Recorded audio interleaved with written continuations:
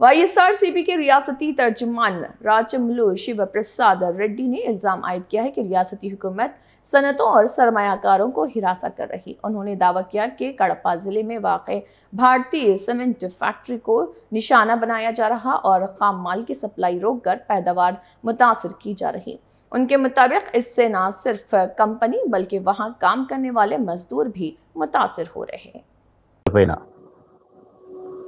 పత్రికా సంపాదకులు జర్నలిస్టుల పైన కేసులు పెట్టి బెదిరించుకునే కార్యక్రమం చేసినారు.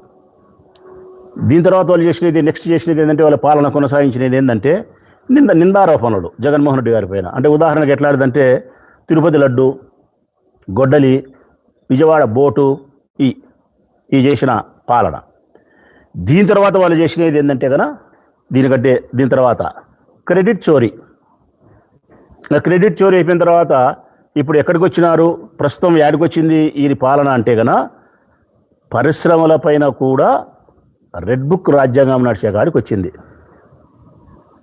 ప్రజెంట్ ఇప్పుడు ఎక్కడికి వచ్చినారు వాళ్ళంటే వాళ్ళ పాలన 2 ఏళ్లలో పారిశ్రామికవేత్తలను కూడా బెదిరించడము, బాధించడము, పరిశ్రమలను మూతేయించే పని చేసే కాడికి రెడ్ బుక్ పాలన జరుగుతుంది. పారిశ్రామికవేత్త అయినా ఎవరైనా ఇక్కడ పరిశ్రమను పెట్టాలంటే ప్రాథమికమైన అర్హత ఏంటంటే కన్నా ఆ పరిశ్రమను పెట్టే వ్యక్తి యొక్క పేరు రెడ్ బుక్లో ఉందో లేదో చూసుకోవాలా.